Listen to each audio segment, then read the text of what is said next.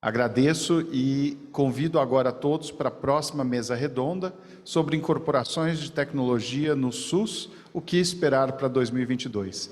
Como moderador, Dr. Álvaro Pulquinelli, diretor científico da Sociedade Brasileira de Patologia Clínica e Medicina Laboratorial, futuro vice-presidente da sociedade.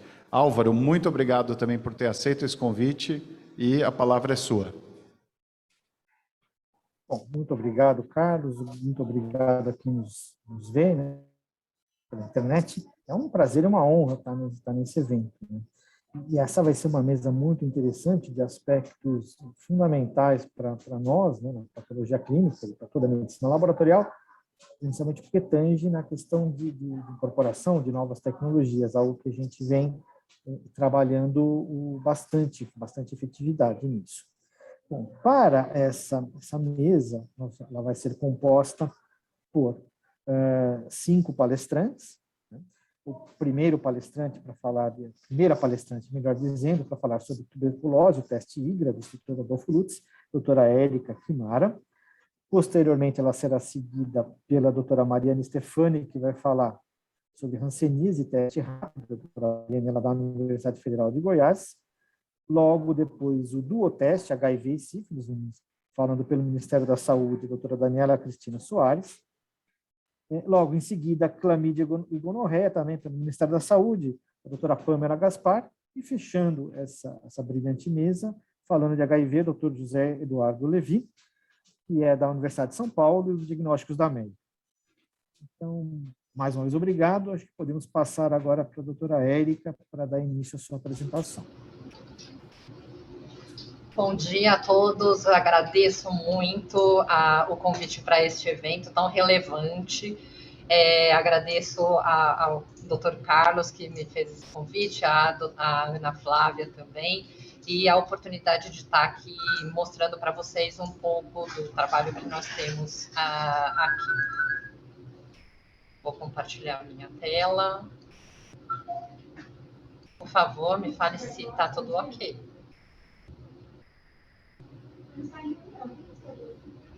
Assim, doutora, pode continuar.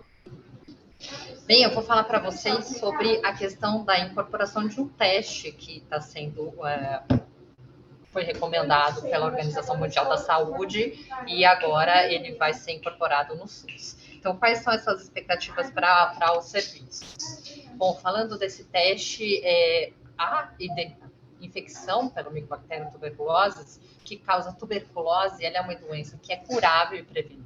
Então, a gente tem cerca de 85% das pessoas que desenvolvem a doença tratadas com sucesso com um tratamento de 6 meses.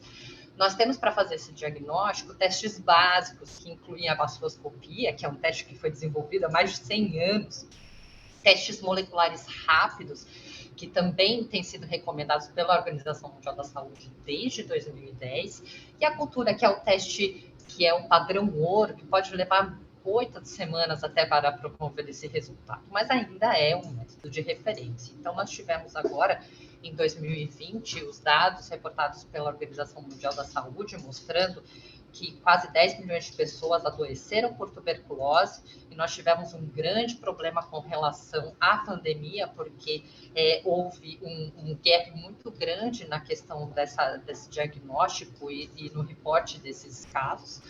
1,5 milhões de pessoas morreram decorrência da tuberculose, incluindo 214 mil pessoas com HIV, e nós temos um grande problema com relação também à tuberculose droga resistência. No entanto, para atingirmos a estratégia estabelecida pela Organização Mundial da Saúde para o fim da tuberculose, é muito importante definirmos também a questão da tuberculose latente.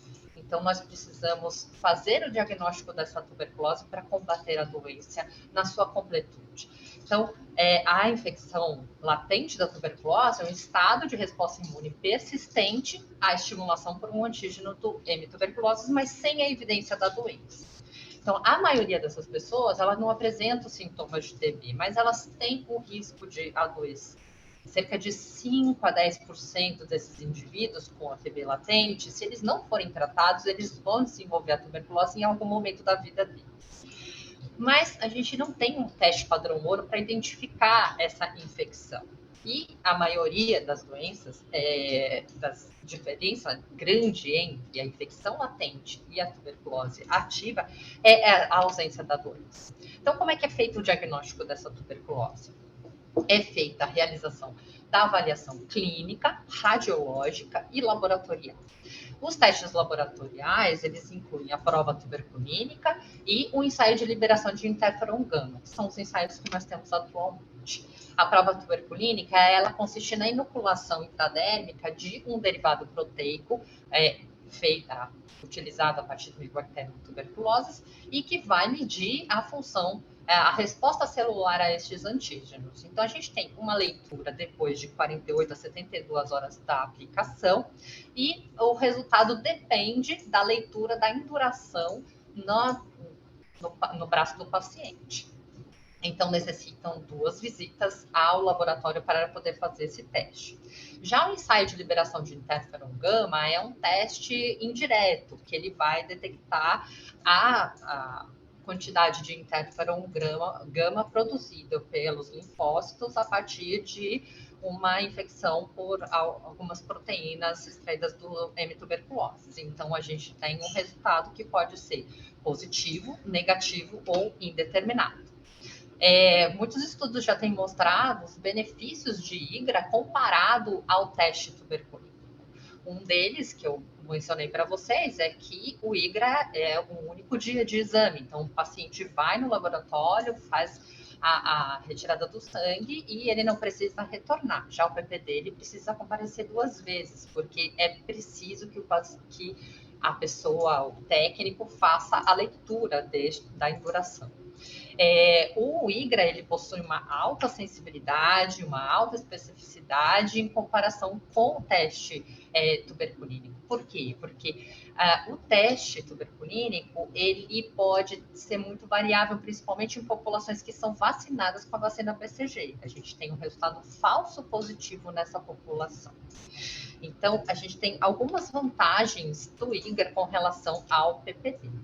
Esse teste, o teste IGRA, ele foi recomendado pela Conitec em outubro de 2020. Foi recomendado para fazer a detecção da infecção latente de tuberculose para os pacientes, sendo pessoas vivendo com HIV, lembrando que eles precisam ter CD4 acima de 350, em crianças de contato de casos de TB ativa e em pessoas candidatas a transplante de célula-tronco. Nós sabemos que pacientes em uso de imunossupressores são uma população muito importante para ser testada. No entanto, neste momento, a Conitec ainda não recomendou o uso do teste IGRA para essa população, mas essa avaliação está em andamento. Então, qual é o teste que nós temos para fazer essa detecção? É o QuantiFERON TB. Ele é um teste que nos auxilia a fazer o diagnóstico dessa infecção, utilizando o sangue como amostra clínica. Ele usa vários peptídeos para fazer esse estímulo à célula. Mas essas proteínas, elas estão presentes em algumas micobactérias não tuberculosas. Então, a vantagem de não estar presente nas cepas de BCG tem também a desvantagem de ter alguns resultados falsos positivos, porque essas proteínas utilizadas, elas podem estar em cepas, por exemplo, de Mycobacterium cansaces, Sulgai ou Marinho.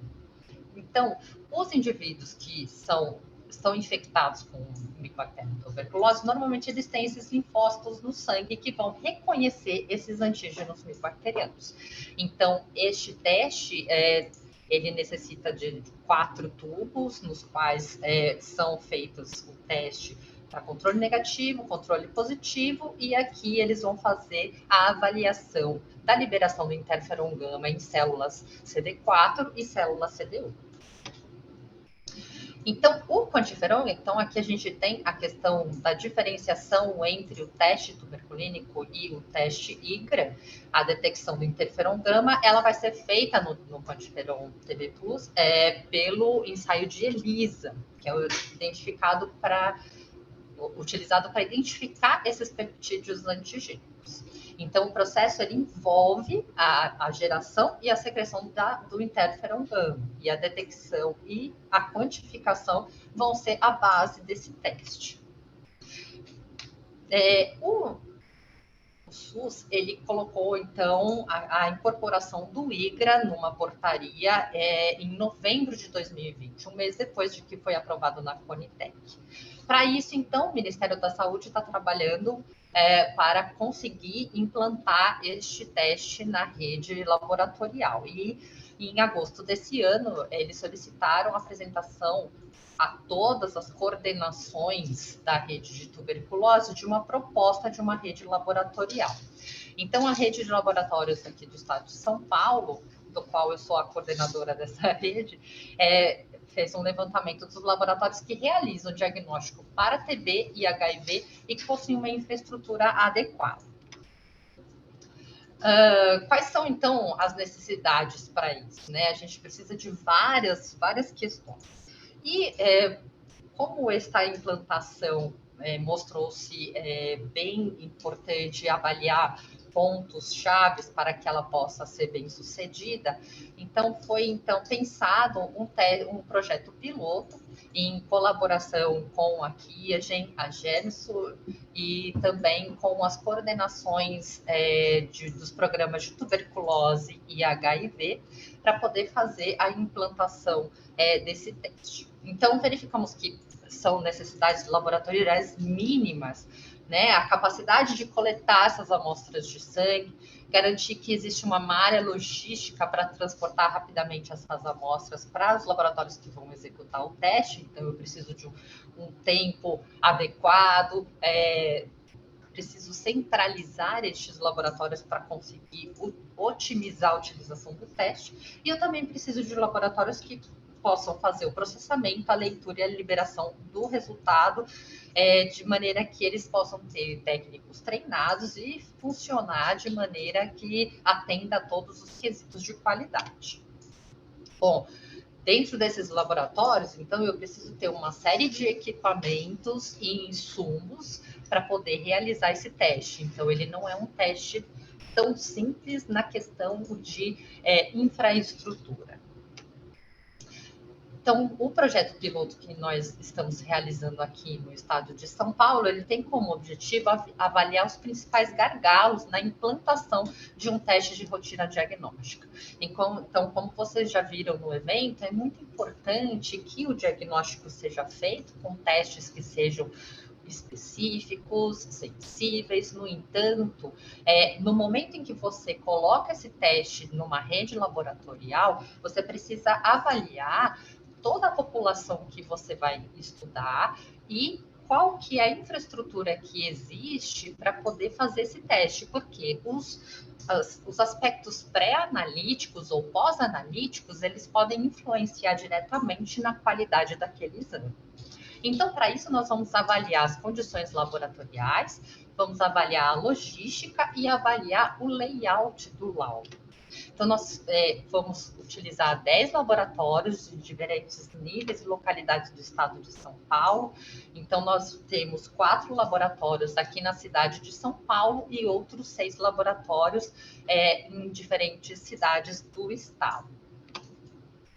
No nosso primeiro objetivo para avaliar as condições laboratoriais, fizemos um questionário e encaminhamos para todos os laboratórios com pontos sobre equipamentos, insumos, técnicos treinados e também a padronização do protocolo. O segundo ponto é a avaliação da logística. Então, é muito importante saber o tempo de transporte, porque esse material ele tem um tempo máximo para ser processado.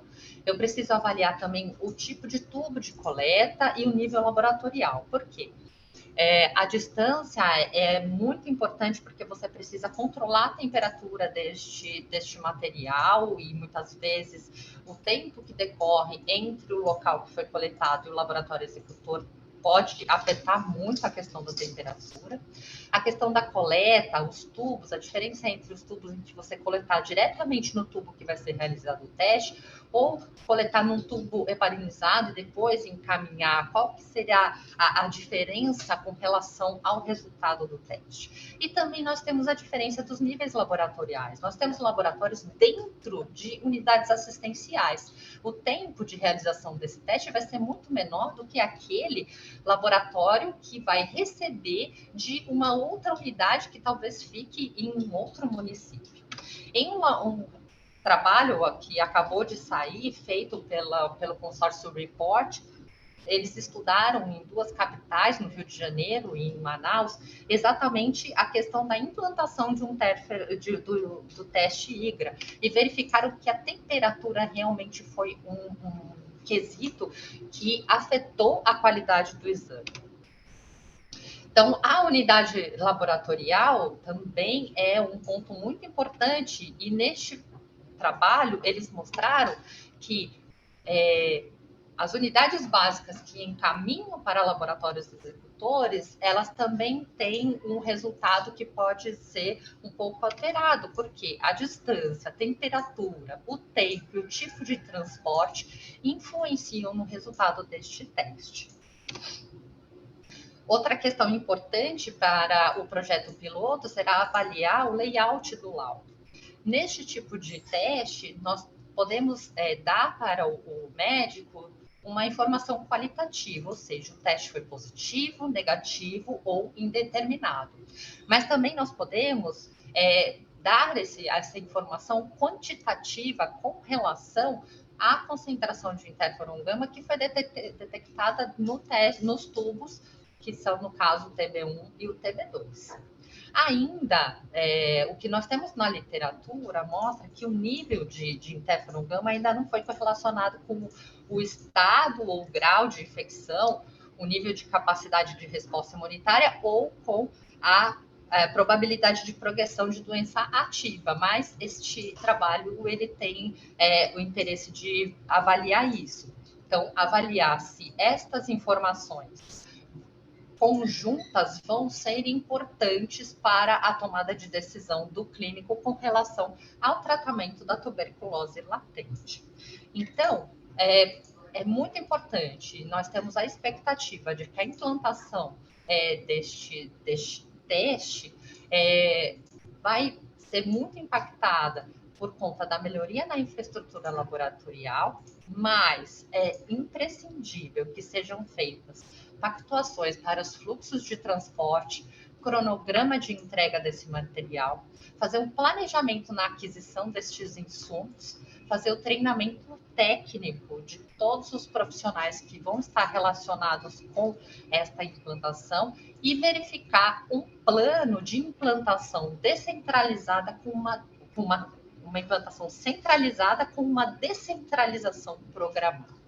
Dessa forma, a gente vai conseguir colocar o teste, fazendo com que os laboratórios possam desenvolver e executar o teste da melhor maneira possível, sem perdas na fase pré-analítica ou pós-analítica. Então, é imprescindível que a gente tem aqui, né, mostra um exemplo de implantação de um teste, mas isso deveria ser um modelo muito importante na implantação de muitos outros, porque nós vemos que, principalmente no setor público, existe um impacto muito grande da infraestrutura na qualidade desse resultado. Eu quero agradecer muito a atenção de vocês, e agradecer principalmente as coordenações dos programas estaduais de tuberculose e HIV, que dão suporte para este laboratório, para todo esse projeto que nós estamos realizando, e nós esperamos que a implantação no estado de São Paulo seja bem sucedida como fruto deste projeto. Muito obrigada. Muito obrigado, doutora Érica, excelente a sua explanação. Eu já tenho aqui algumas dúvidas que a gente vai deixar para o final, né? Mas para dando continuidade, agora eu convido a doutora Mariane Stefani para falar sobre teste rápido na hanseníase. Doutora Mariane, por favor.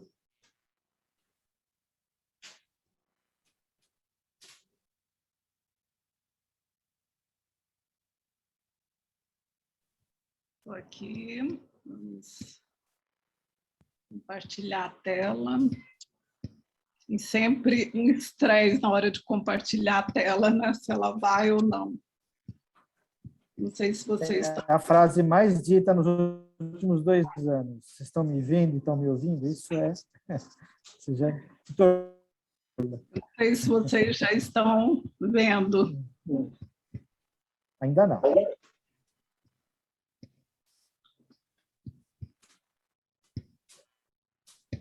Vamos ver de novo.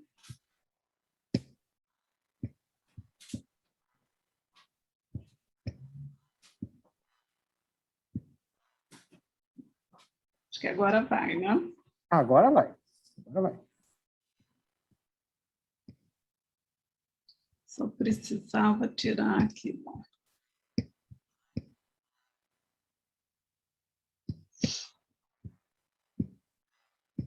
Então, eu quero agradecer muito, né, aos coordenadores pelo convite, pela oportunidade de estarmos aqui discutindo esse tema que eu acho tão importante, que parecia um sonho a gente ter algum teste para hanseníase, mas que, graças, né, ao esforço conjunto de várias pessoas e pesquisadores, a gente finalmente vai chegar lá. Eu gostaria de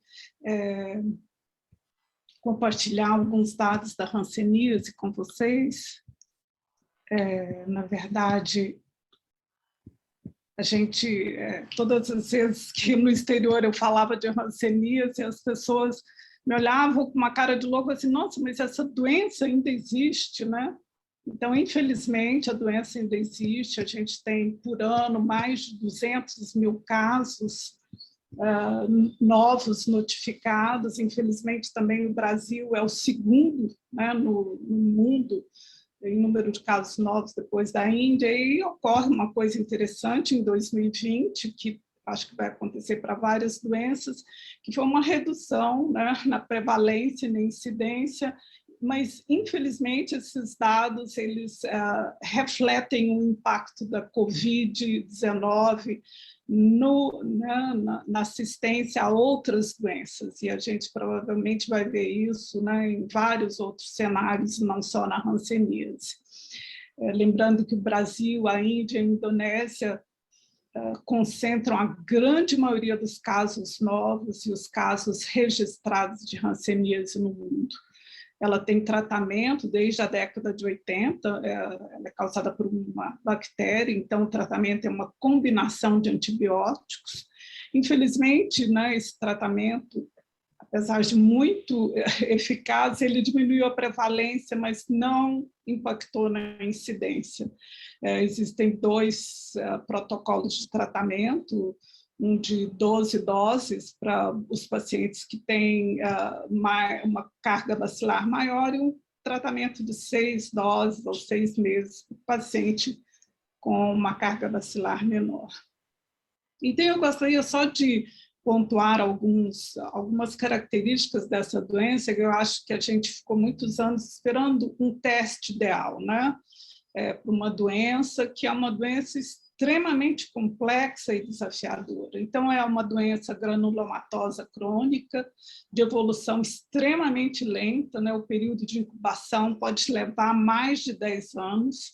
É uma doença dermatoneurológica que acomete pele, mucosa, nervos periféricos superficiais, e ela se apresenta de múltiplas formas. Eu costumo dizer que a hanseníase são várias doenças numa só, né? Como manchas, placas, com perda de sensibilidade térmica tátil dolorosa, e até sem nenhuma lesão, né? Que são as formas neurais puras. E o diagnóstico tardio, como o Mycobacterium lepra ele tem um tropismo para células de Schwann, ele acaba, né, a resposta imune para células infectadas acaba destruindo, né, a capacidade de produção de mielina, então o paciente perde a sensibilidade térmica, tátil e dolorosa. E o diagnóstico tardio, ele é sempre visto com sequelas já, né, com incapacidades irreversíveis, como mão em garra, pé caído, né? E as várias formas clínicas da hanseníase, elas estão associadas à resposta imune do hospedeiro, e, em última instância, também à genética do hospedeiro. E que micobactéria é essa, né? Ela foi descrita há quase 150 anos por esse charmoso médico norueguês, o Gerhard Hansen, e foi o primeiro patógeno associado a uma doença infecciosa humana. Então, ele diferentemente do Mycobacterium tuberculose, ele é um patógeno intracelular obrigatório que replica em macrófagos e células de Schwann. Tem um tempo de duplicação extremamente lento, em torno de 14 dias, e ele duplica em áreas mais frias do corpo, entre 27 e 30 graus. E um outro complicador em diagnóstico muito grande é que nunca o Mycobacterium leprae foi cultivado em meio axênico, sem célula. Então, isso nos limitou muito a oferta de antígenos para testes de diagnóstico laboratorial. A transmissão, né, ela é principalmente pelas vias aéreas respiratórias, né, superiores, de forma que quem convive com um paciente não tratado tem um risco muito maior de desenvolver a doença. Existem reservatórios silvestres, como o Tatu de Nova Banda nos Estados Unidos, mas no Brasil, o nosso maior foco são os pacientes multibacilares não tratados, que são os maiores transmissores. E uma característica, né, a única bactéria que infecta células de Schwann, e em decorrência dessa infecção, a resposta imune dirigida contra o patógeno acaba por destruir, né, essas células e a capacidade de produzir mielina, por isso que o paciente perde, né, a sensibilidade. É uma doença associada com um estigma fortíssimo, né? Além das deformidades e as incapacidades físicas irreversíveis devido ao dano neural progressivo pela infecção das células de Schwann, ocorre reabsorção óssea, né? E os pacientes com diagnóstico tardio podem apresentar diferentes graus de incapacidade física. E o diagnóstico da hanseníase, até hoje, ele é baseado em sinais e sintomas clínicos. Isso requer uma expertise do médico muito grande para fazer o diagnóstico diferencial com várias outras dermatoses que são, né, podem ser confundidas com a hanseníase. Então, além da presença de manchas, lesões de pele, como placas, manchas com perda de sensibilidade térmica, tátil e dolorosa, podem ocorrer espessamento de troncos nervosos e, como eu disse, o paciente também com a forma neural pura, ele pode não apresentar nenhuma lesão de pele e ter hanseníase. Existem exames laboratoriais complementares que não fazem parte da rotina laboratorial, né, no Sistema Único de Saúde, como a baciloscopia, que tem uma especificidade muito boa, mas é extremamente, a sensibilidade depende muito de quem e como o teste é realizado. O histopatológico, se forem observados granulomas em torno de nervos, né, mas também é um exame invasivo, né, que requer coleta de material e um profissional extremamente qualificado. A hanseníase, como eu disse, elas são várias doenças num único guarda-chuva. O paciente pode desde apresentar uma única lesão hipocrômica como essa, e ele pode ter também, né, o corpo repleto de lesões com múltiplos bacilos. E a gente, felizmente, a gente admite que 95% da população é resistente ao M-lepre. Mesmo após a exposição, ocorre cura espontânea, a pessoa não desenvolve a doença. Quando a pessoa desenvolve a doença, ele pode desenvolver um dos vários tipos, aqui é uma classificação para pesquisa. Então, num dos polos, a gente tem paciente com resposta imunicelular, né, muito alta, sem anticorpos e poucos bacilos. E no outro espectro desse polo, nós temos pacientes que têm uma resposta com células T reguladoras, TH2, que produzem muito anticorpos, então a sorologia se aplica para pacientes que estão, né, eles não têm imunidade humoral, mas têm imunidade, não têm imunidade celular, mas têm imunidade humoral. Então, quando a gente fala de sorologia, nós estamos falando de pacientes que têm uma quantidade alta de bacilos e que produzem anticorpos. E eu achei interessante na apresentação anterior que a gente, por muitos anos, trabalhou com testes para detectar a imunidade celular do tipo IGRA, né, que é usado para tuberculose. Nós testamos inúmeros antígenos, proteínas recombinantes, e a gente tinha um sonho, inclusive o Ministério da Saúde também nos encomendou esse sonho, que era um teste rápido que detectasse algum biomarcador de imunidade celular para pacientes paucibacilares desse espectro e anticorpos simultaneamente. Ocorre que isso não foi possível porque todos os biomarcadores que foram de imunidade celular, que foram identificados nos pacientes com poucos bacilos, os contactantes de pacientes não tratados também tinham esses biomarcadores. Então, diferentes antígenos, diferentes biomarcadores, a gente não conseguia distinguir um paciente paucibacilar de um contactante de um paciente não tratado. Então, aqui os pacientes paucibacilares são tratados, né, com até 6 doses de multidroga terapia e os multibacilares são tratados com 12 doses por 12 meses. E um avanço muito grande para o diagnóstico da hanseníase foi só em 2001, depois que o genoma do Mycobacterium tuberculosis foi descrito pelo grupo do Stuart Cole, nós tivemos a decodificação do genoma do Mycobacterium lepre, e aí, nessa era pós-genômica, vários novos antígenos proteicos foram identificados, e o nosso grupo trabalhou em parceria com o IDRI, que era coordenado pelo Stephen Reed, nos Estados Unidos, testando inúmeras proteínas recombinantes para sorologia, imunidade celular, tem alguns antígenos que foram mais promissores, mas, na verdade, a gente continua com o bom e velho PGL1. Para quem é da hanseníase sabe, esse antígeno foi descrito, né, há mais de 40 anos, é um glicolipídio fenólico específico da parede do Mycobacterium lepre, e o que é interessante é que a parte antigênica é a parte glicídica, são os açúcares terminais que revestem, que caracterizam esse antígeno. E como ele é um açúcar, né, os anticorpos produzidos são predominantemente IgM, tem um pouco de IgG e IgA, mas os testes sorológicos são baseados na detecção de anticorpos IgM contra o PGL1. Então, a IgM contra esse antígeno é um biomarcador mais avaliado e melhor padronizado na sorologia para hanseníase. Ele detecta a grande maioria dos pacientes multibacilares e os paucibacilares, eles têm sorologia negativa ou fraca. Para eles, a gente ainda não tem um biomarcador de imunidade celular.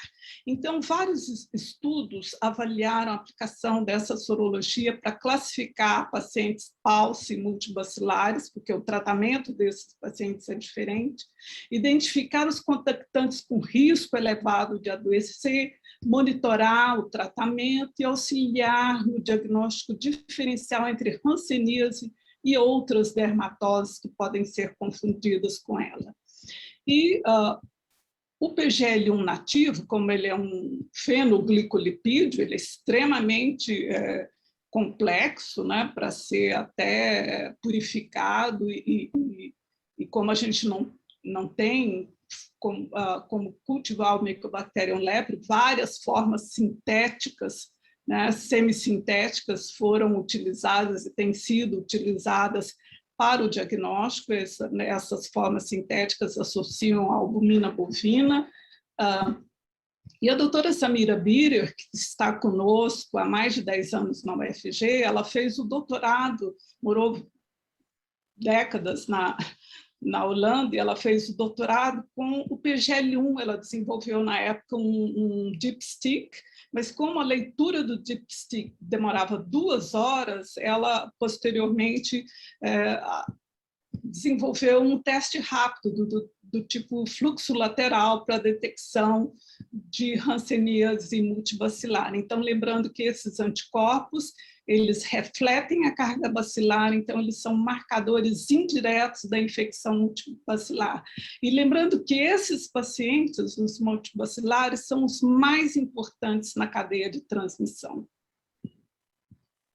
Então, na UFG, desde que a doutora Samira foi para lá, a gente tem uma plataforma de produção de testes rápidos e temos sido capazes de produzir esse teste para o mundo todo, para vários grupos de pesquisa, né? Uma quantidade razoável, mas dentro de projetos de pesquisa específicos. E a pergunta é, no SUS, qual seria a aplicação da sorologia para a hanseníase? Então, como eu já disse, os contactantes, né, de pacientes não tratados são o grupo de maior risco de adoecimento. Então, na busca de novos casos, ter um teste para oferecer incentiva a ida dos contactantes à unidade de saúde.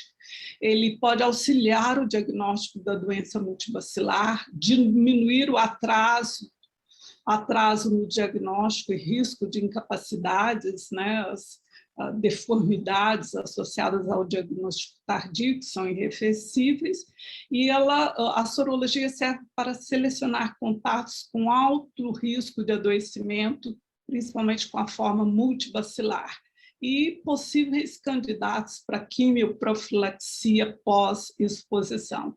E, de certa forma, ter como oferecer um teste para a hanseníase pode empoderar o profissional da saúde, né? Ele tem o que oferecer a quem busca esse serviço. Então, na estratégia do Ministério da Saúde, da OMS, rumo a zero de hanseníase, essa estratégia de eliminação da hanseníase, né, como uma doença global, ela já foi postergada várias vezes, entendendo que zero hanseníase é zero infecção e doença, zero incapacidade, zero estigma e discriminação. Então, entre 2021 e 2025, essa estratégia visa o uso otimizado de ferramentas disponíveis, incluindo busca de contatos, profilaxia pós-exposição, busca ativa de casos em populações específicas. E entre 2026 e 2030, a gente planeja a introdução de potenciais novas ferramentas, incluindo o teste diagnóstico, e é o que a gente tem hoje de melhor, é a sorologia anti-PGL-1, e novas vacinas, né, que estão sendo testadas possivelmente, né?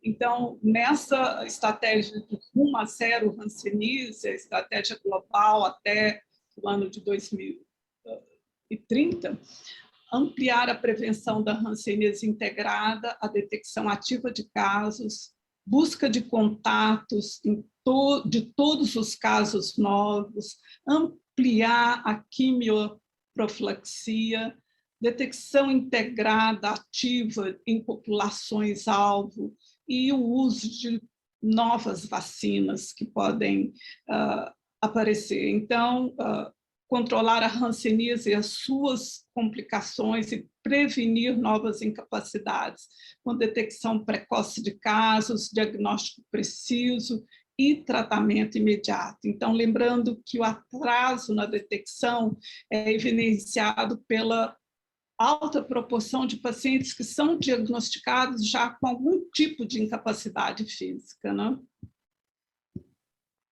E dentro, então, dessa proposta do Ministério da Saúde, né, da Coordenação Geral de Vigilância das Doenças em Eliminação, nós tivemos um projeto financiado para o desenvolvimento e aplicação de testes laboratoriais rápidos, de fácil execução, né, que possam ser incorporados ao SUS, e a Universidade Federal de Goiás, mais especificamente a doutora Samira, ela firmou um contrato com esse laboratório em Minas Gerais, a Bioclean, já estamos realizando a transferência de tecnologia para a produção do teste rápido para detecção de anticorpos IgM contra o PGL-1, e em agosto a Bioclean já obteve o registro do teste ML-Flow na Anvisa.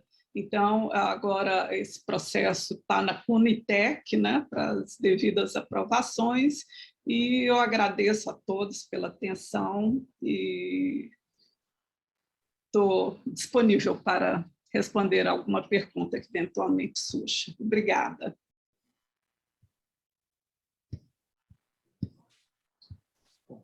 Nós é quem agradecemos, né, a sua palestra, doutora, e a gente também dá continuidade, né? Muito obrigado, doutora Mariane. Agora damos continuidade com a doutora Daniela para falar do duoteste HIV e sífilis, né, pelo Ministério da Saúde. Doutora Daniela, por favor. Bom dia a todos. Primeiro, eu agradeço imensamente a organização do evento e o convite feito para participar. Está sendo uma honra compartilhar tantos encontros, tanto virtuais e físicos, proporcionados aqui pelo evento. Guardar só um minutinho. A apresentação está sendo colocada.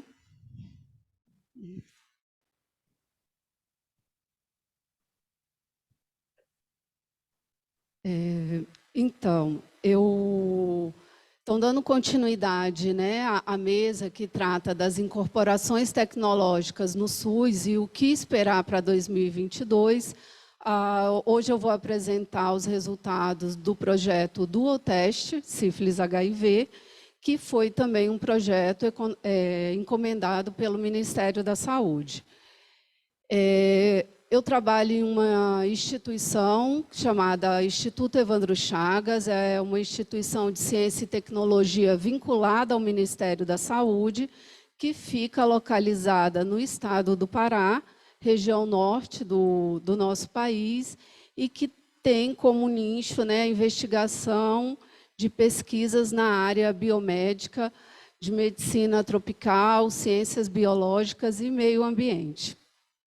O objetivo do nosso projeto foi avaliar a aplicabilidade de teste rápido para o diagnóstico simultâneo da infecção por sífilis e HIV. Desenhamos, né, a pesquisa baseada em um protocolo que é internacional, de um estudo multicêntrico. Então, ela teve um delineamento de uma pesquisa aplicada, de natureza descritiva e analítica, de delineamento transversal, cumprimos todas as etapas de boas práticas, o trabalho foi submetido ao Comitê de Ética do Evandro Chagas e também da Organização Pan-Americana de Saúde. Nesse período, elaboramos todos os procedimentos operacionais padrão, tanto da equipe de campo quanto de laboratório, eram equipes independentes, o desenho de estudo também demandava isso. Elaboração de material de comunicação foi essencial, fomos para campo em um período pós-lockdown, em Belém, e tínhamos um tempo de execução de campo de menos de 3 meses.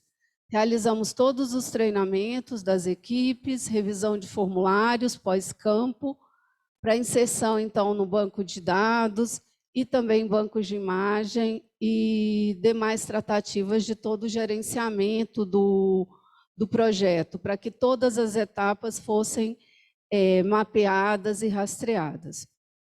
O projeto ele queria responder inicialmente a 3 perguntas.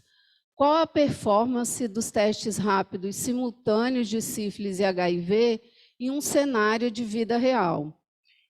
Outra pergunta, a testagem rápida simultânea, ela seria aceita pelos usuários do SUS?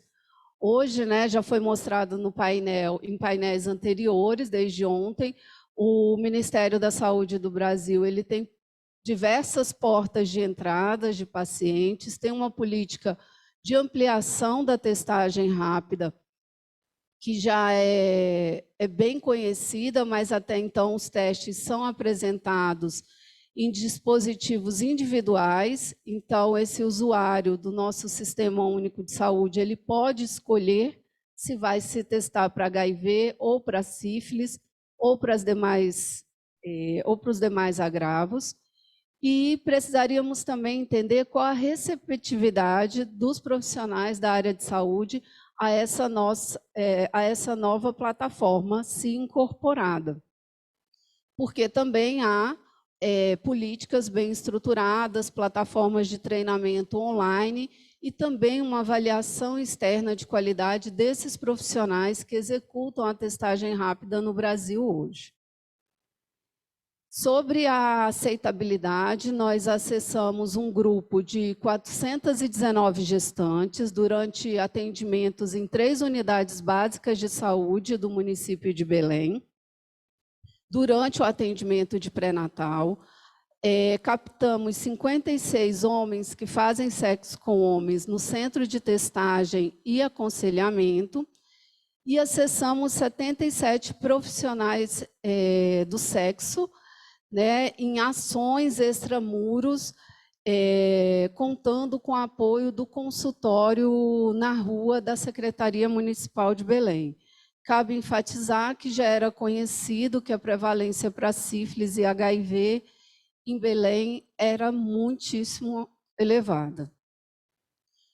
Dentre os materiais de comunicação que nós preparamos, esse material apoiou o estudo da aceitabilidade, porque ele permitia que, num primeiro momento, no processo 1, distinguir para esse voluntário da pesquisa as idas e vindas, né, na unidade de saúde, o retorno para casa, a ida para o laboratório, o retorno para casa e uma nova ida à unidade de saúde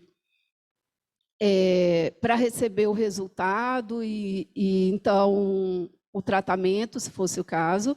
E o processo 2 é o processo que hoje já existe nas unidades básicas de saúde do Brasil, que é a testagem no momento do atendimento, mas com testes, dispositivos testes individuais, um para sífilis e um para HIV, e o paciente pode escolher se faz a testagem para os 2 ou não. E o processo dessa pesquisa, que era um processo muito semelhante ao existente, mas a testagem como sendo simultânea, não permitindo a escolha. Então, o nosso público, ele tinha um perfil, as grávidas, a maior parte eram jovens, até 24 anos, de renda de até R$2.000, compartilhavam dessa renda cerca de 5 pessoas da sua família, se declararam pardas, tinham ensino médio, heterossexuais, normalmente vivendo com o seu parceiro. O que nós observamos? Que o formulário também permitia uma abordagem de conhecimentos, atitudes e práticas. Observamos que as gestantes tinham pouco conhecimento sobre a transmissão e prevenção de sífilis e HIV, inclusive a possibilidade de transmissão vertical dessas doenças, e havia um pouquíssimo conhecimento sobre as estratégias de prevenção já disponíveis hoje pelo Ministério da Saúde do Brasil, que é a PEP, a PrEP e o autoteste. Enquanto o grupo de homens que fazem sexo com homens, ele era equivalente à proporção, né, entre jovens até 24 anos e adultos até 49 anos, tinham uma renda maior que R$2.000, a maioria eram solteiros, de ensino superior, e foi observado que eles tinham, sim, conhecimentos sobre prevenção e transmissão dessas doenças, exceto a transmissão vertical, e que eles tinham, sim, conhecimento ao acesso à PEP, à PrEP e ao autoteste. Já as trabalhadoras do sexo tinham um perfil, né, de jovens e adultos também, com renda inferior a R$2.000, o nível de instrução era o menor entre Os demais grupos era apenas o ensino fundamental. Muitas se declararam, a maioria, entre hétero e bissexual, e elas tinham, sim, bastante conhecimento sobre as formas de transmissão e prevenção de sífilis e HIV, mas elas tinham pouco conhecimento sobre a PEP, a PrEP e o autoteste. No entanto, esse público, né, no geral, os 3 grupos, grávidas, HSH e trabalhadoras do sexo, eles disseram aceitar muito bem a testagem rápida, inclusive em detrimento da testagem laboratorial, por conta da praticidade. Sobre o teste avaliado, né, essa testagem simultânea para HIV e sífilis, mais de 80% de cada grupo disseram aceitar e não se importar com a não escolha entre fazer um teste ou outro. E nós ainda investigamos, fizemos mais algumas perguntas, né, sobre o que incentivaria esses participantes a se testarem com maior frequência. Então, as grávidas, elas relataram, né, que se não precisassem ser furadas várias vezes, elas se testariam mais, também se testariam mais, aqui se testariam mais para o máximo de doença, e se não tivesse que esperar mais de 30 minutos.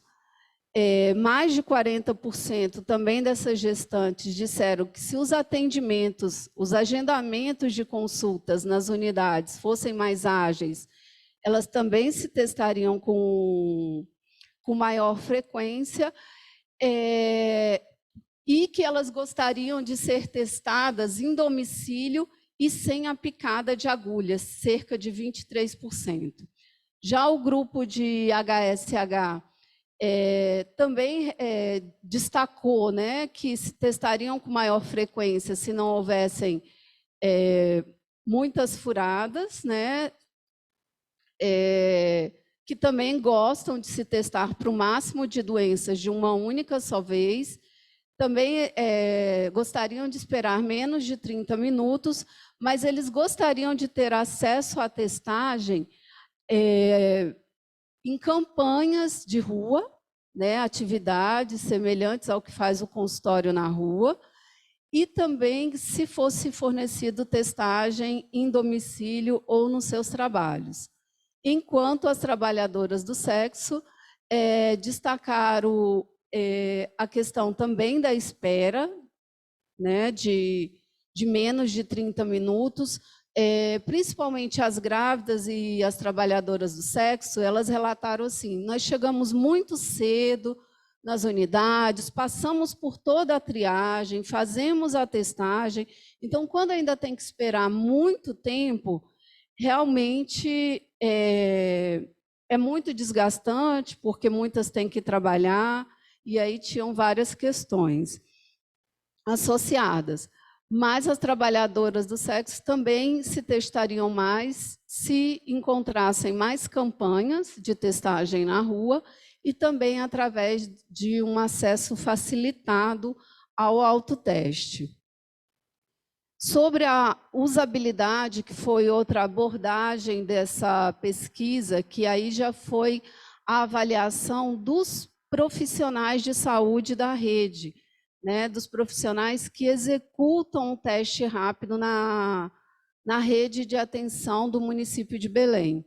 Nós entrevistamos 138 profissionais de diferentes portas de entradas do SUS, aí estavam maternidades, pronto-socorros, unidades básicas de saúde, consultório na rua, entre outros. Eles receberam a caixa do kit, né? O kit avaliado no projeto foi o SD Bioline HIV Sífilis Duo, do fabricante Abbott. O projeto, só um parênteses, ele previa a avaliação de outros 2 fabricantes, que era a Medlevson e a Chembaio, mas no momento de execução dessa pesquisa, esses fabricantes não tinham testes disponíveis e os insumos disponíveis no momento foi apenas do fabricante Abbott e ainda em uma quantidade um pouco inferior do que nós precisávamos. Mas, voltando, os profissionais de saúde receberam o kit, manusearam cada insumo de dentro do kit, a bula com as instruções de uso, né, a solução tampão, a pipeta coletora e o dispositivo teste. Nós avaliamos nesse estudo uma lanceta que também foi disponibilizada pelo fabricante, mas que não é a mesma que compõe o kit. E essa alteração é basicamente porque é a lanceta que o Ministério da Saúde já padronizou nas suas aquisições, e eles também receberam um vídeo com as instruções de execução do fabricante. Então, depois de todo esse contato com o kit e as instruções, eles realizaram o teste em pares, né, um profissional realizando o teste em outro, e depois preencheram o formulário da pesquisa. Então, qual foi o perfil do nosso público relacionado aos profissionais da saúde? Cerca de 57% era nível técnico, na maior parte técnico de enfermagem, que já realizavam a testagem na rede pública de Belém há mais de um ano, cerca de 30%. Esses profissionais, eles declararam que foram capacitados no próprio serviço de saúde por colegas mais experientes e a maioria absoluta, cerca de 90%, eles não tinham conhecimento sobre a plataforma de capacitação online, denominada de Telelab, que é uma plataforma que o Ministério da Saúde disponibiliza para treinamentos de todos os insumos que são introduzidos, né, na rede, distribuídos pelo Ministério. Eles também não conheciam outra estratégia também do Ministério da Saúde, que era a avaliação externa da qualidade, que é um programa onde os profissionais de saúde recebem um painel de proficiência e podem se autoavaliar. Posso continuar? Pode. E sobre a usabilidade, né, do teste em questão. Então, assim, a maioria absoluta considerou o teste de fácil compreensão, as instruções da bula, do guia rápido e do vídeo, assim como a abertura da embalagem do dispositivo, o manuseio da lanceta, o manuseio da pipeta, bem como o manuseio da solução tampão, o diluente, e a leitura e interpretação. Então, assim, desses parâmetros, o índice com menor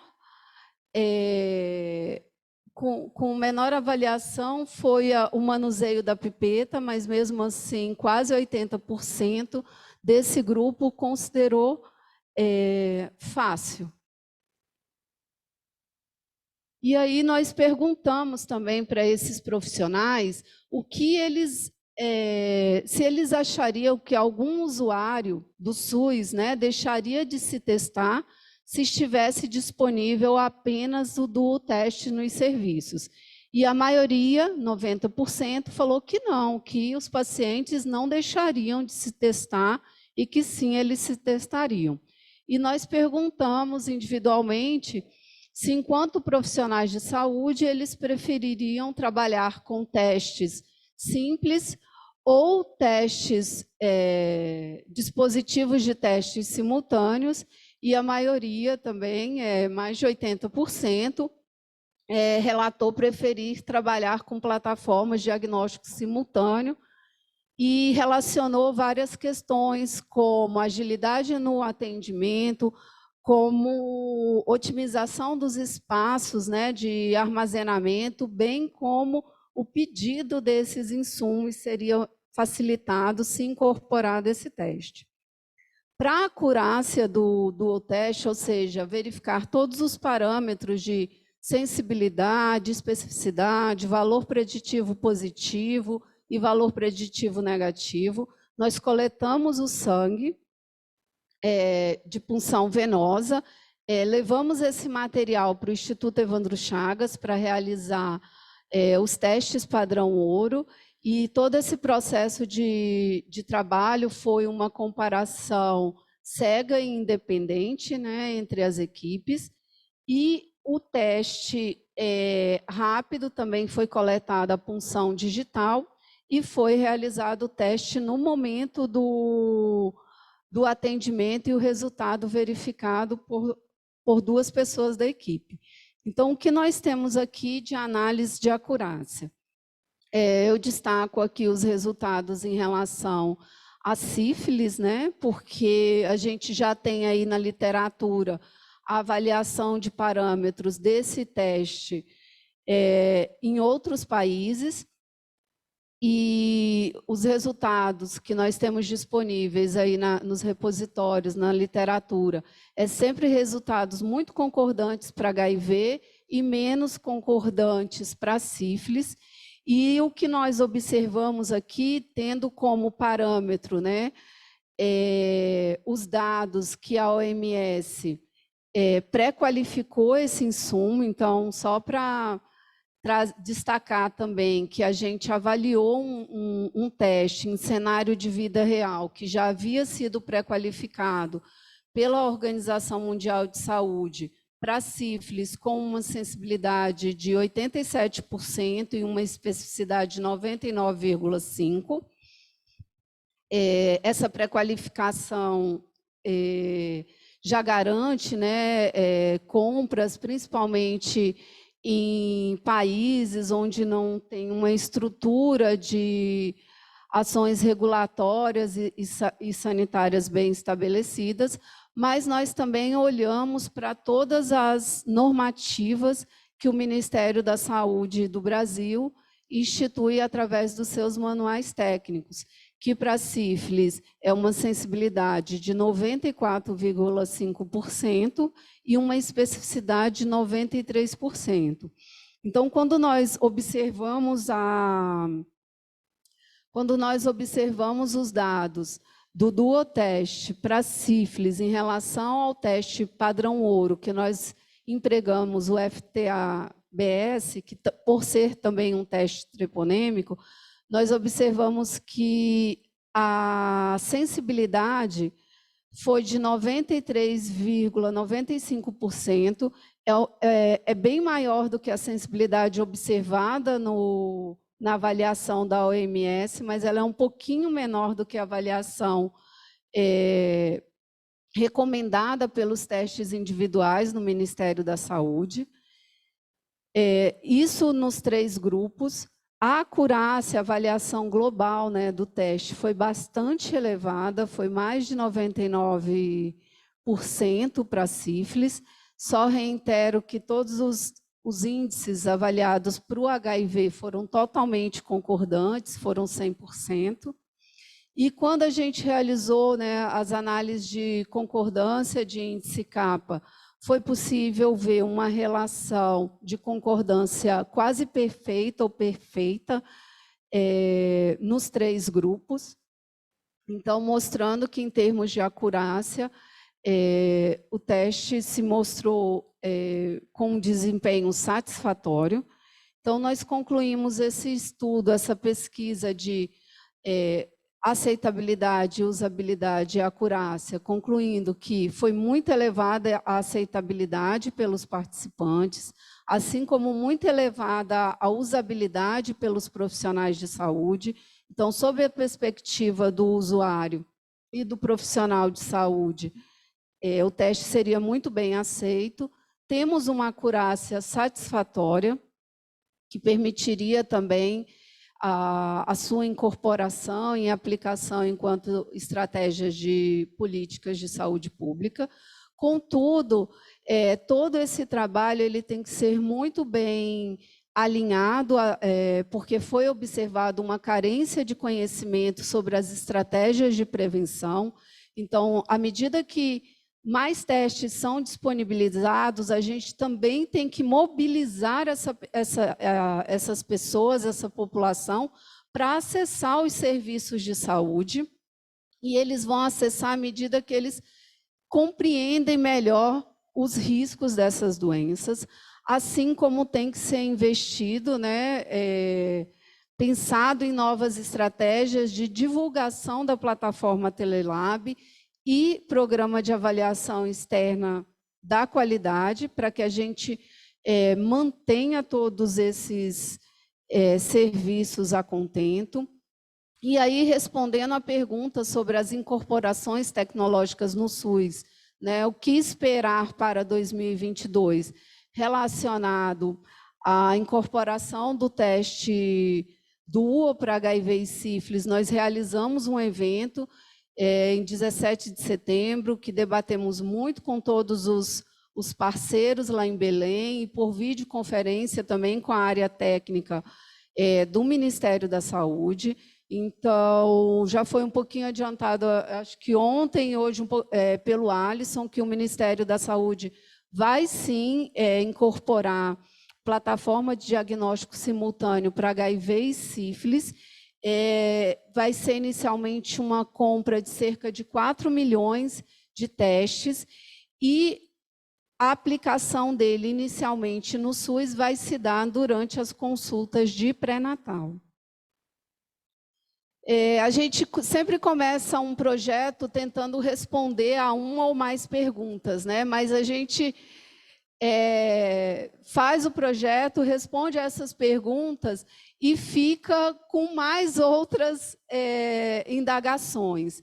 Então, uma das coisas que a gente refletiu muito, e isso muito pela atividade de campo e observação de cada membro da nossa equipe, é que quando a gente olha o ciclo de vida de uma tecnologia em saúde, né, desde as pesquisas básicas, a prototipação e a incorporação, quando a gente chega no ápice, que seria a utilização dessa tecnologia, a gente vai sim precisar investir em novos trabalhos para que todo esse esforço anterior de pesquisa ele seja utilizado. Então, nós, no Evandro Chagas, vamos incorporar a nossa linha de pesquisa, colocando uma ótica também de design de serviços para a incorporação dessas tecnologias no SUS, utilizando metodologias de gestão, para que a gente desenhe melhor essa jornada de experiência,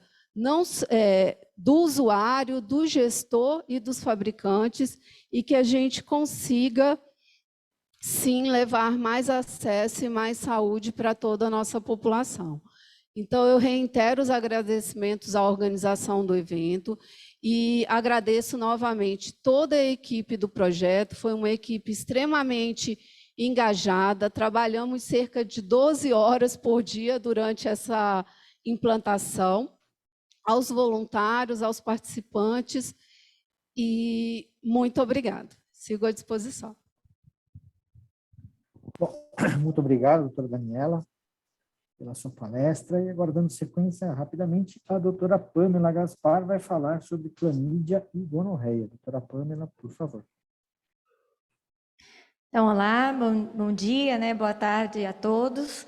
Primeiramente, eu gostaria de agradecer a organização do evento pelo convite, dizer que é um prazer dividir a fala com os demais profissionais dessa mesa e também dizer que está sendo muito proveitoso acompanhar esse evento com ótimas discussões. Vamos aguardando aqui o slide.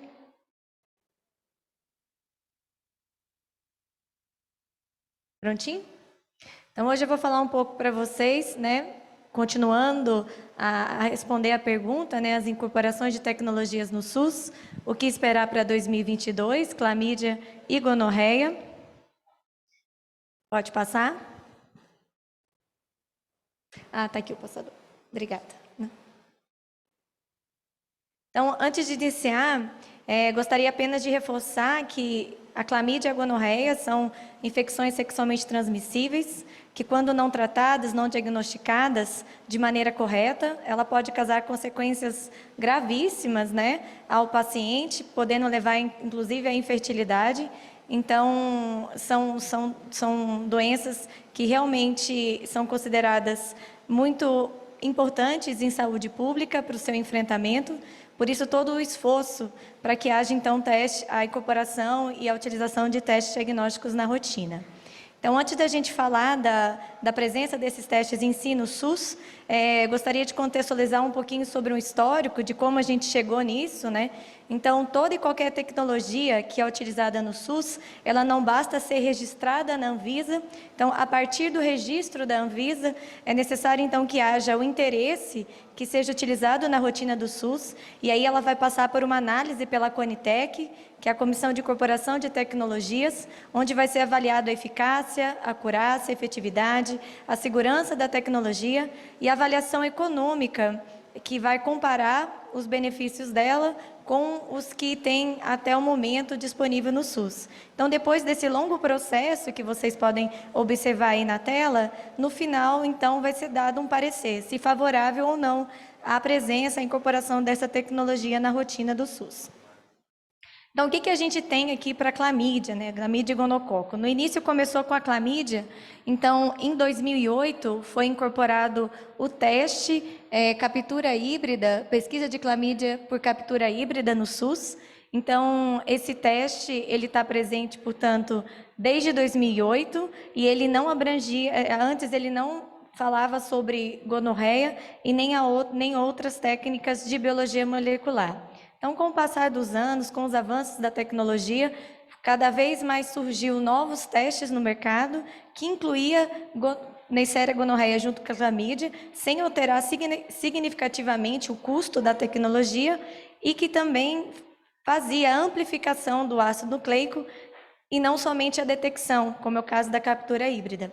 Então, com a amplificação do ácido nucleico, é possível melhorar a sensibilidade desses testes, e o exemplo a gente pode dar que é a PCR, a RT-PCR e o TMA. Então, embora a pesquisa seja clamídia e gono junto, os resultados eles são emitidos de forma discriminada, se clamídia, se gonorreia, se gonococo ou se ambos.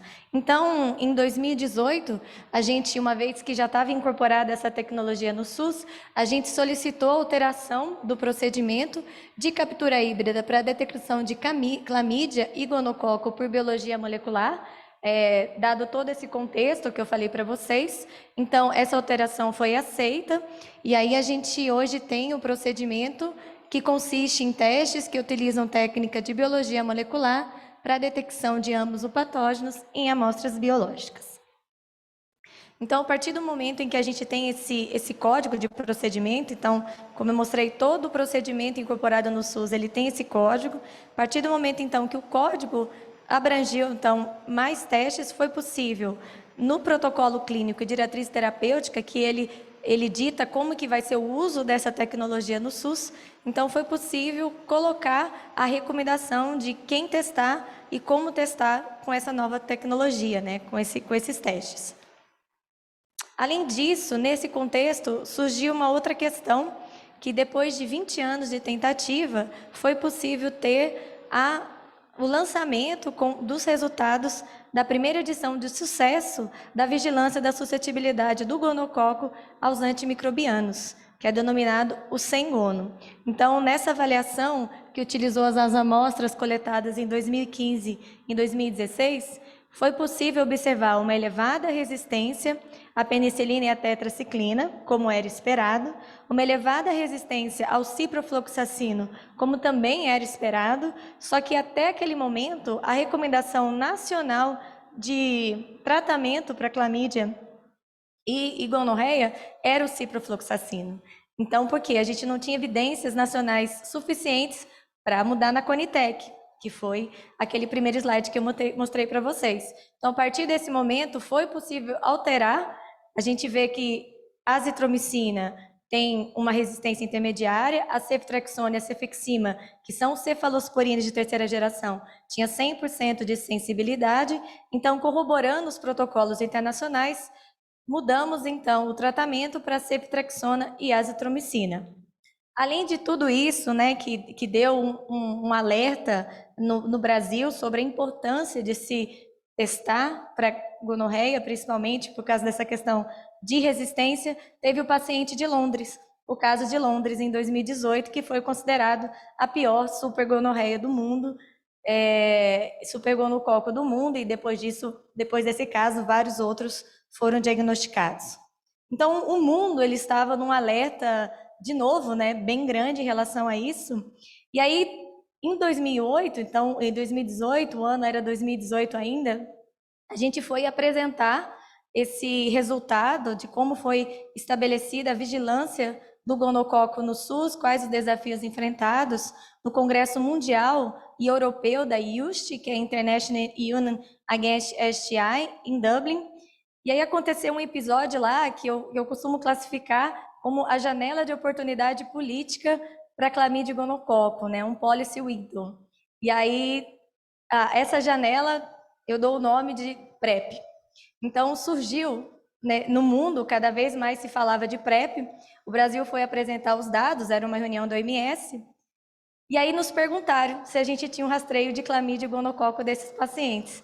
Então, foi aí que a gente falou que tinha todo esse movimento, que muitas coisas tinham mudado, mas parece que todo o sucesso que a gente estava apresentando na PrEP, ele quase que foi condenado porque a gente não estava olhando para esse lado das ISTs. Na verdade, olhando a gente estava, mas ainda não tinha uma ação efetiva. Então, somando-se a essa janela de oportunidade, que a gente, então, pode colocar a questão da incorporação dessa tecnologia de clamídia desde 2008. Então, há muitos anos, muitas pessoas vêm lutando para ter essa tecnologia no SUS. A alteração do procedimento do SIGTAP para a biologia molecular de ambos o patógeno. A recomendação do uso desses testes, dos nossos guidelines, que é o PCDT de ST. O resultado, a emissão pela primeira vez do Sengono. E também o paciente de Londres. Então, juntando tudo isso, houve um comprometimento de que, a partir daquele momento, a gente ia tentar incorporar essa tecnologia de fato na rotina por meio de uma gestão, uma aquisição centralizada e uma gestão federal dos insumos, em parceria com os estados, municípios e serviços de saúde do Brasil. Então, foi assim que a gente optou por fazer a implantação piloto dos testes de biologia molecular para a detecção de clamídia e gonococo no SUS. Esses testes, eles têm por finalidade o rastreamento das pessoas assintomáticas, mas também o diagnóstico das pessoas sintomáticas. Então, muito embora o tratamento das pessoas sintomáticas, nesses casos, ainda seja sindrômico, já que os resultados não são emitidos na hora, esses testes são úteis na hora que o paciente retorna para uma avaliação, para se ver se o tratamento dado era realmente para a infecção que estava ocorrendo, se persiste sintoma, pensar em resistência, para direcionar um tratamento adequado para a parceria sexual, ou então para pensar até na pesquisa de outros micro-organismos que também pode gerar os mesmos sintomas que clamídia e gonorreia. Qual que é o objetivo dessa estratégia piloto? Compreender a dinâmica da implantação dos testes de biologia molecular no SUS para a detecção de clamídia e gonococo e estimar a demanda para aquisições futuras, tanto a nível da gestão federal, quanto estadual e municipal. Quem e quando? Então, a partir de 2018, que quando essa tecnologia foi incorporada, né, na verdade, esse procedimento ele mudou para abranger todas as biologias moleculares e o gonococo além da clamídia. Então, 2018, 2019, 2020, os nossos guidelines, os nossos PCDTs de STs, ele traz esse quadro de rastreio, de testagem, né, das pessoas assintomáticas, além das sintomáticas para esses agravos. Hoje, a rede, essa implantação piloto, ela possui pelo menos um laboratório em cada unidade de federação no país. Alguns estados mais populosos, como São Paulo, Rio de Janeiro, Rio Grande do Sul, contam com mais de um laboratório. Essa rede foi realizada uma aquisição de 100 mil testes, Abbott Real-Time e CTNG. Foi adquirido esses testes para a estratégia piloto, porque se aproveitou a capacidade já instalada da rede de carga viral de HIV e hepatites virais, que esse é um outro desafio no SUS, que para cada agravo se instala uma nova rede, são equipamentos grandes, que tem que compartilhar do mesmo espaço e dos mesmos profissionais. Então, a gente vem tentando aproveitar as tecnologias já existentes no SUS e para ampliar, uma vez que os equipamentos possuem capacidade para isso. Então, as amostras executadas na rede é a amostra de urina, de secreção uretral, suave vaginal e suave endoscervical. Uma série de ações, como se trata de estratégia piloto, a gente vem acompanhando das outras profissionais da mesa, né? Uma série de iniciativas que tem que ser feita quando se trata de uma nova tecnologia, incorporação de uma nova tecnologia na rotina. Então, foram feitos ofícios, documentos de apoio, encontros, vários encontros com os coordenadores estaduais, com os laboratórios, foi realizado o POP de coleta de amostra, os POPs logísticos, então em parceria com a área de diagnóstico, com a área de logística, foi realizado o treinamento online da coleta da amostra para tentar padronizar com qualidade como deve ser feita a coleta dessa amostra no SUS, já que era um procedimento novo. A gente vem dando suporte e estamos em contato quase que diariamente com a rede, e também foi feito um webinar que tem como foco conscientizar os profissionais clínicos da importância desse teste. A gente quer tentar quebrar aquela fala de que para que eu vou testar se o antibiótico é muito mais barato e resolve, né? Mas aí a gente está falando de casos sintomáticos e os assintomáticos, e a questão da resistência, e a questão de você tratar o super tratamento, ou não tratar o que deveria ser tratado. Então, todas essas questões a gente tentou abranger aí nessa webinar, em parceria com a Sociedade Brasileira de DST. Todos esses vídeos, inclusive, estão disponíveis, tanto do treinamento quanto do webinar, no YouTube da Sociedade Brasileira de DST. Então, quais foram os desafios que a gente pode elencar até o momento para a incorporação dessa tecnologia na rotina? Então, os testes adquiridos, eles não são validados para a amostra extragenital, que é o suave faríngeo e anal, que seria muito importante, já que são sítios anatômicos que também são infectados, principalmente pelo gonococo, e a faringe é um local de desenvolvimento, então, de resistência, de cepas resistentes. Então, é muito importante fazer a pesquisa nessa amostra. O tubo primário para coleta de urina não faz parte do teste, faz parte do teste do kit, o tubo que vai depois de armazenamento. A logística de envio de insumos para locais distintos é desafiadora, então é uma rede que a gente deveria enviar os insumos frios, os insumos de laboratório para o laboratório de coleta para o almoxarifado da secretaria, então é um desafio grande. A necessidade de criação de uma nova organização local, com treinamento de profissionais e também definições de fluxos, e tudo que tem mudança de processo causa uma grande movimentação, né, local, e se torna desafiador. A sobrecarga de trabalho dos profissionais da assistência de laboratório, com mais uma obrigação, né, na sua rotina. A dificuldade com o sistema de solicitação de exame e de liberação de laudo, então os sistemas de informação, e a necessidade de conscientização dos gestores, dos profissionais da saúde e também da população sobre a importância de se testar para clamídia e para gonorreia. Então, o que esperar do futuro? Diante de todo o exposto, né? A gente espera que os resultados dessa implantação de pilotos serão satisfatórios e que vão levar, então, a reforçar a necessidade de instituir essa rede de maneira definitiva, juntamente com a rede de carga viral de HIV, de hepatite B e de hepatite C, que é a rede gerenciada pelo Ministério da Saúde, pelo Departamento de Doenças de Condições Crônicas e Infecções Sexualmente Transmissíveis, da qual eu faço parte. Uma aquisição, então, compartilhada a nível federal, estadual e municipal, e quem sabe aí, além das amostras genitais, também as amostras extragenitais.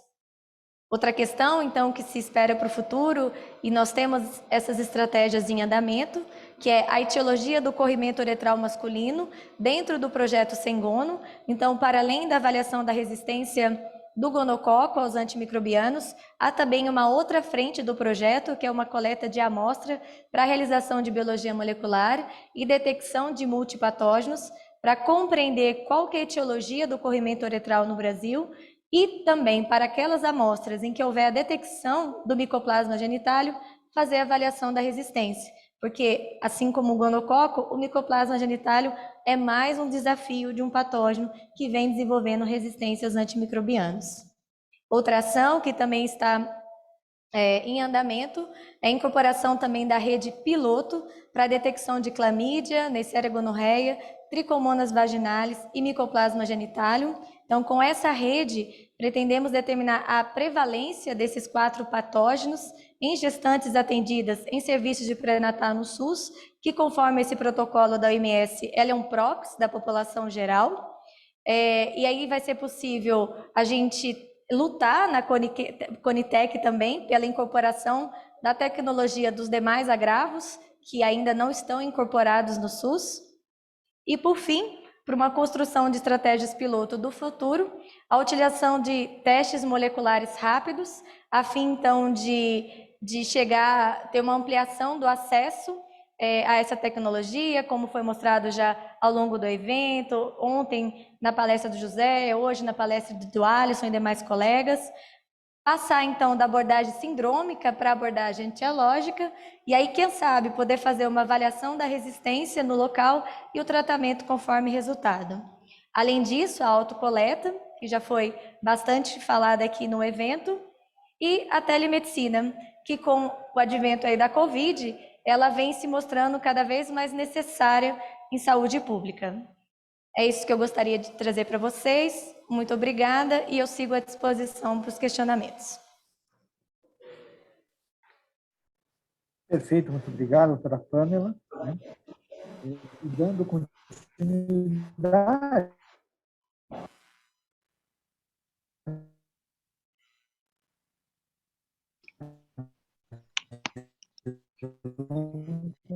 convidar o doutor José Eduardo Levi para falar sobre o HPV. A palavra está com você.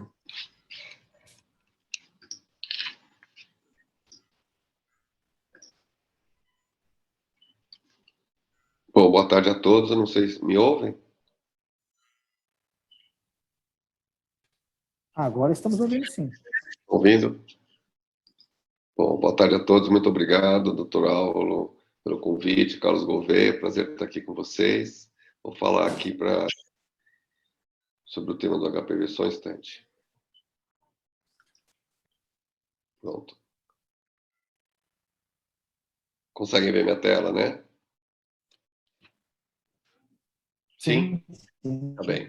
Então, eu me chamo José Eduardo Levi, eu sou biólogo, doutor em virologia, trabalho no Instituto de Medicina Tropical da USP em pesquisa com HPV há cerca de 30 anos e sou coordenador de pesquisa e desenvolvimento dos laboratórios da ASA.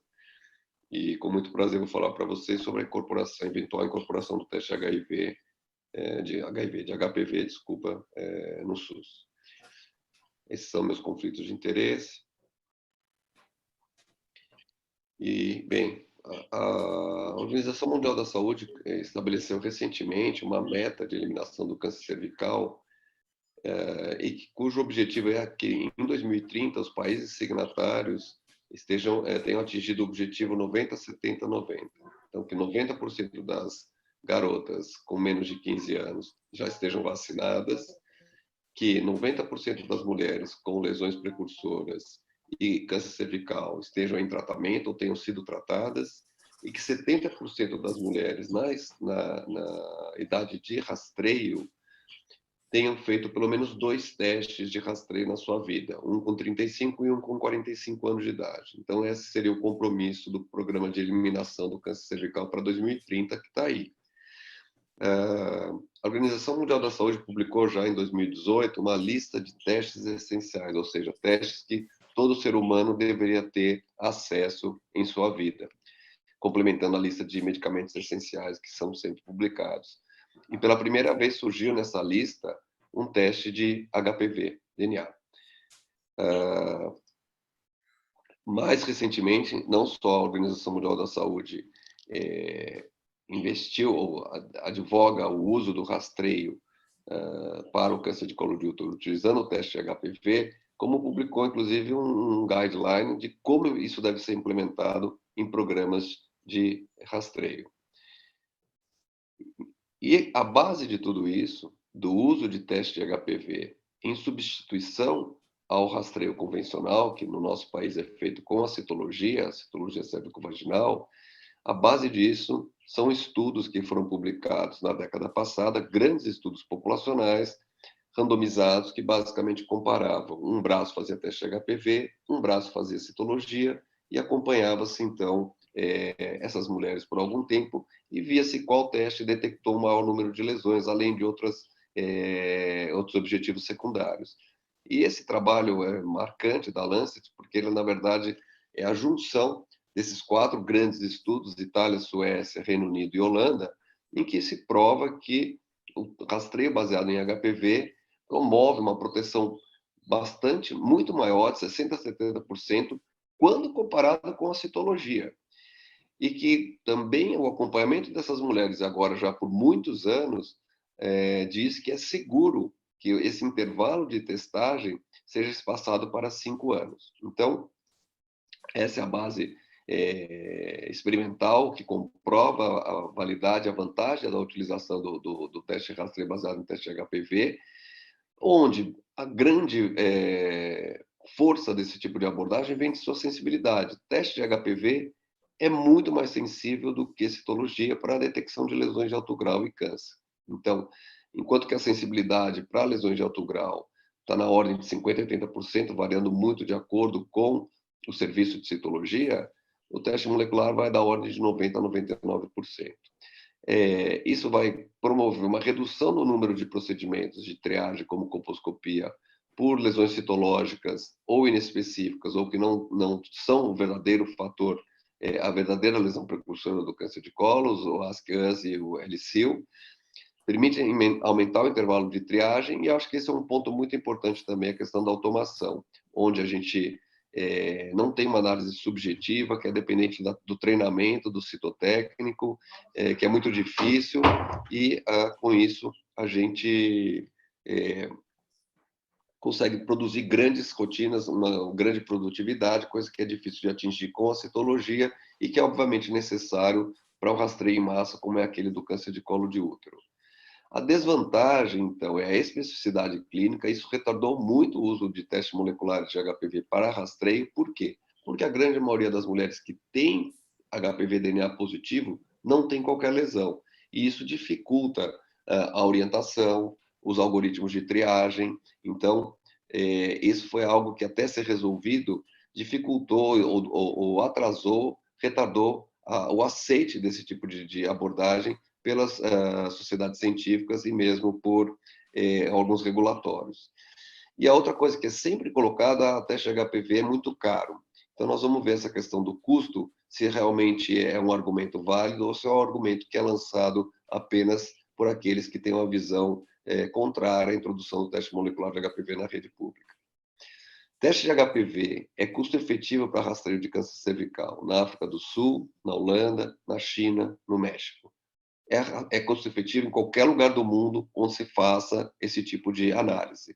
Então, obviamente, quando isso foi feito no Brasil, a gente tem um trabalho que acabou de ser publicado, 2021, feito na rede pública da cidade de Indaiatuba, aqui no estado de São Paulo, com valores que foram valores nacionalizados, ou seja, são os valores reais praticados aqui no país, e foi feita uma estimativa, já que a gente não tem o teste de HPV introduzido na rede pública, de $30, que é um valor que me parece muito alto. Tá?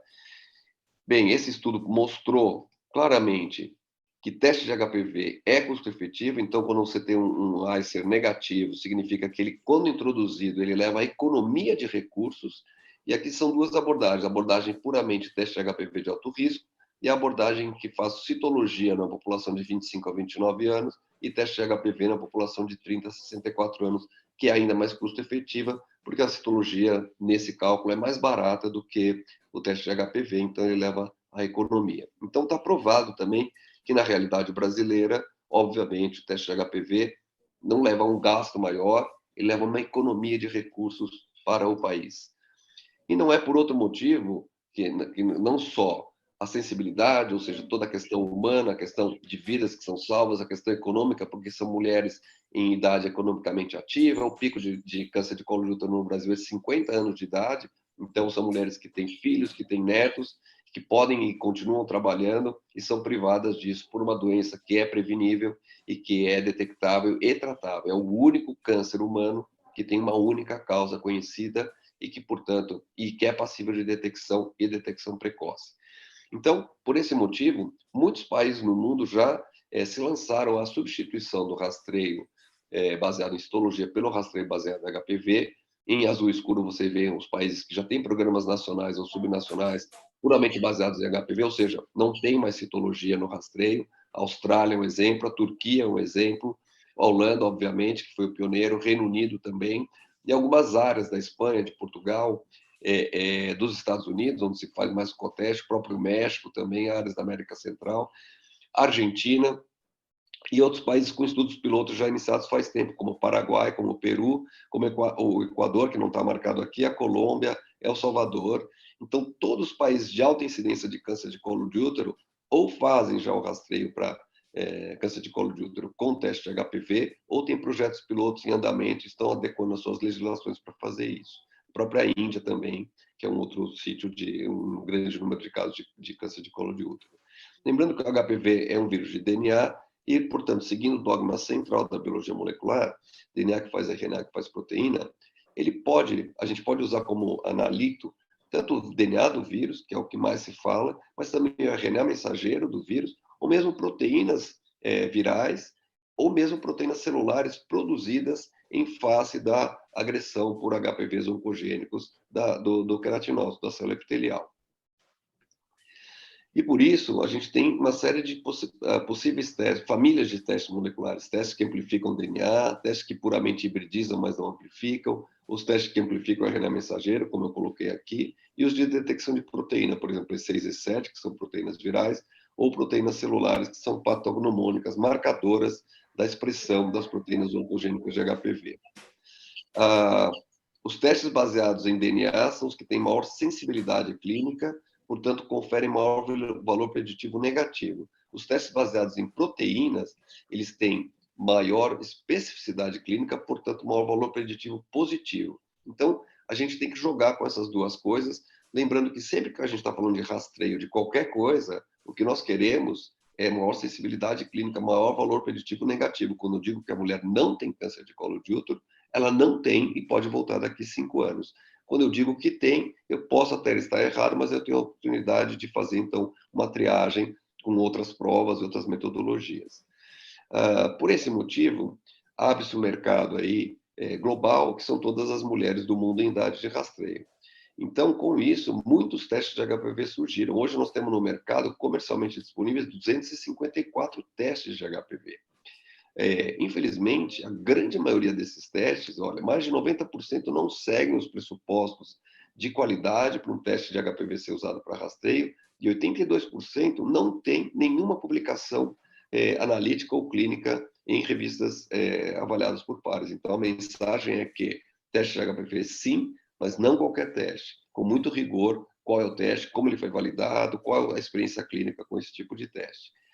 Estamos falando que a citologia vai parar de ser realizada, que ela não serve mais para nada? Não, de forma nenhuma. A citologia vai ser revalorizada. Então, alguns algoritmos que já estão sendo usados nos países que usam o teste HPV na rede pública, ou, enfim, no rastreio. Nos Estados Unidos, se faz o teste, se é negativo, a mulher vai voltar daqui 5 anos. Se ele é positivo para algum dos tipos de HPV de alto risco, que não os tipos mais oncogênicos, 16, 18, aquela amostra coletada é feita uma lâmina de citologia, então, portanto, teste de maior sensibilidade, teste de maior especificidade.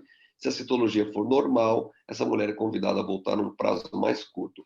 e o teste de 16 e 18 positivo, ele já encaminha diretamente para a colposcopia, dada o valor preditivo positivo para este resultado de uma lesão presente, de forma que nem se faz citologia. A Holanda, um pouco mais conservadora, junta todos os testes, os HPV de alto risco num único resultado, que é, então, enviado para a citologia e repete em 6 meses, quando positivo. Então, a introdução do teste de HPV, ele não só não elimina a citologia, mas ele torna a citologia um procedimento muito mais nobre e melhora a qualidade da citologia. Então, esse é um trabalho também feito no âmbito do SUS, da saúde pública aqui em São Paulo, em um centro que faz citologia de rotina, para um dos maiores centros de citologia para o SUS aqui em São Paulo, onde os citotécnicos leram a lâmina sem saber o resultado de HPV e sabendo o resultado de HPV, que seria na realidade do rastreio. E vejam aqui que a detecção de lesões de alto grau foi muito maior quando eles sabiam do resultado de HPV versus quando eles não sabiam. As mesmas lâminas, tá? Então, a outra questão que eu coloquei é por que fazer essa diferenciação do genótipo de HPV? Porque eles têm capacidades oncogênicas muito diferentes. Então, por exemplo, se é um HPV 16, o risco absoluto acumulado em 14 anos de follow-up dessas mulheres na Dinamarca, uma mulher que era de HPV 16 positiva e se manteve positiva, ela tem um risco de quase 75% de ter uma lesão de alto grau passado todo esse tempo.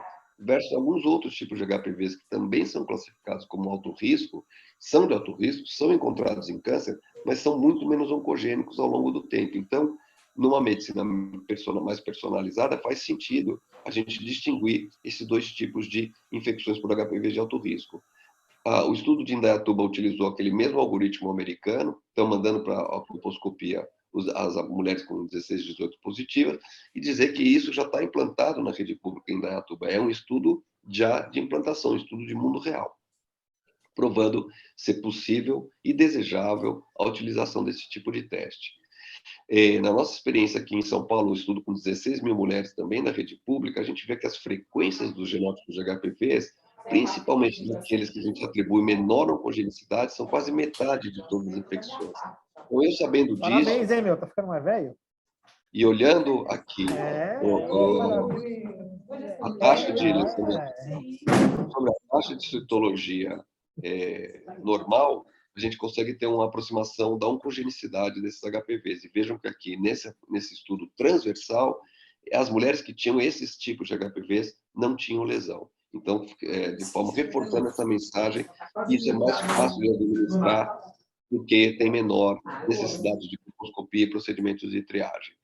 Finalizando, a gente tem agora, depois do Covid, quer dizer, dos aprendizados de Covid, nós temos hoje uma capacidade instalada de equipamentos muito grande no país e que, portanto, nós torcendo para a eliminação do Covid, a gente vai ter uma capacidade ociosa, algo a ser feito com todas essas máquinas, todo esse know-how, essas pessoas treinadas.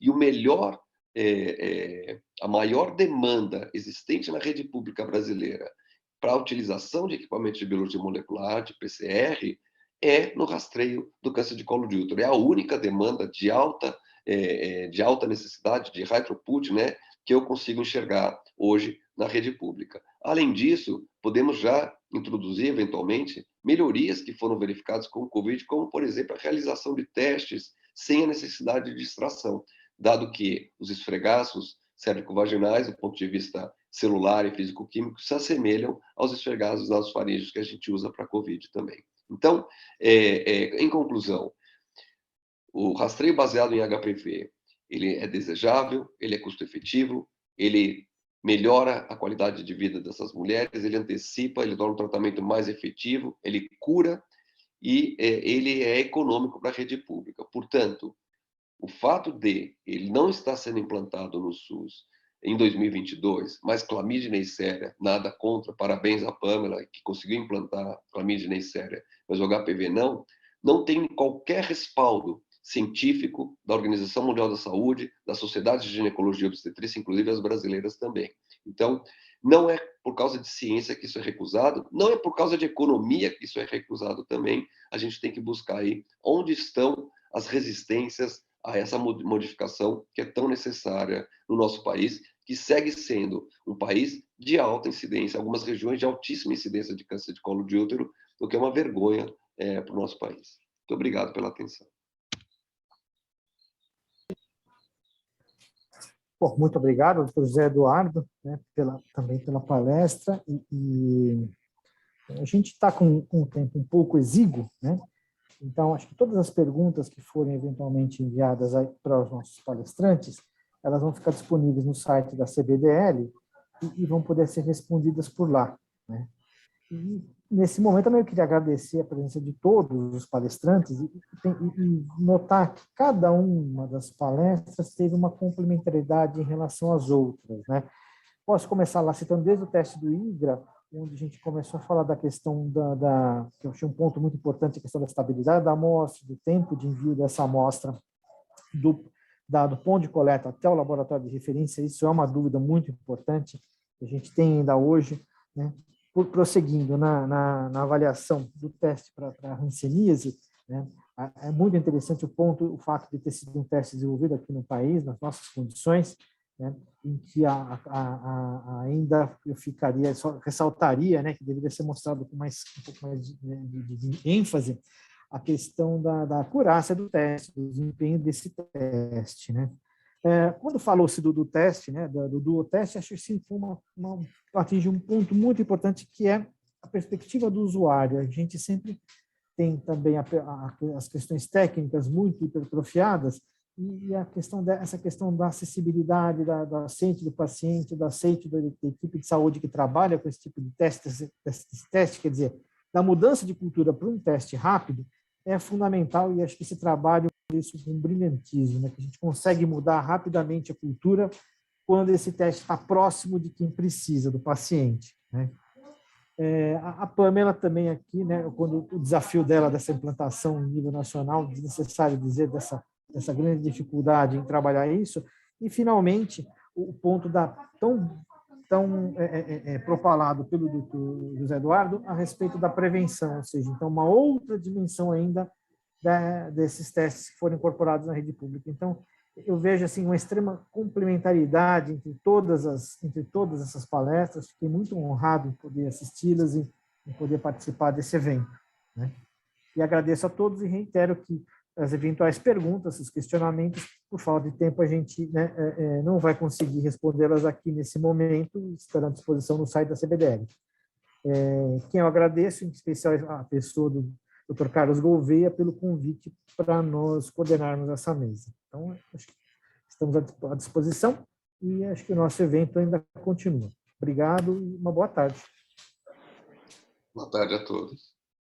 Muito obrigado, doutor Álvaro. Obrigado, Dude, Pamela, Daniela, Mariane e Érica. Acho que foi um painel fantástico. Estava conversando com o doutor Álvaro em paralelo e, com certeza, isso dá um evento por si só, né? E assim, alto nível e muitas informações fundamentais aí para ações novas.